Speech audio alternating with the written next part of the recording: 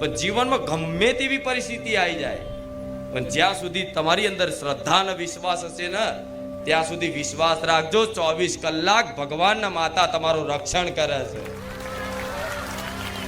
24 કલાક. પણ બસ એ બાજુ તમારો ખ્યાલ નહીં જતો, એ બાજુ તમારો વિચાર નહીં જતો, તમે એને ભૂલી જાઓ છો. માં ક્યારે એના ભક્તને નહીં ભૂલતી, તમે એને યાદ કરવાનું ભૂલી જાઓ, પણ મારા જેવી મેલડી, ખુખાર મેલડી ક્યારે મારા ભક્તને યાદ કરવાનું ભૂલતી નહીં. મારી યાદ આવે છે ને? રવિવાર જયા પછી આખું અઠવાડિયું યાદ આવે છે ને?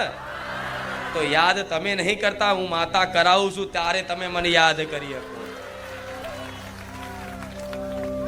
હું માતા યાદ આવીશ તો પાછળ મારા રામચંદ્ર ભગવાન યાદ આવશે, રામનું નામ યાદ આવશે. તો ચિંતા ના કરતા.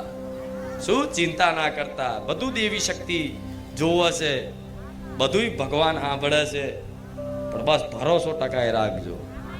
તર્ક ના કરતા, બુદ્ધિ ના વાપરતા. આટલી ભક્તિ કરું છું તો આવું કેમ, આ કરું નામ જપ કરું છું તો આવું કેમ, આ કેમ થયું, આ ઘટના કેમ બની, આ મને કેમ પ્રાપ્ત ના થયું, આ કેમ મારા જીવનમાંથી ગુમાઈ ગયું. શું આ બધી તર્ક બુદ્ધિ વાપરતા? કેમ કે તમે હવે ભક્ત બન્યા છો ને, તો ભક્તના જીવનમાં જ બહુ મોટી મોટી કષ્ટીઓ આવે છે. અને એ કષ્ટી એટલે પરીક્ષા. શું એ કષ્ટી એટલે પરીક્ષા, કસોટી. એ કસોટીના સમયગાળામાં વિશ્વાસ રાખજો, હું તમારી જોડે રહીશ.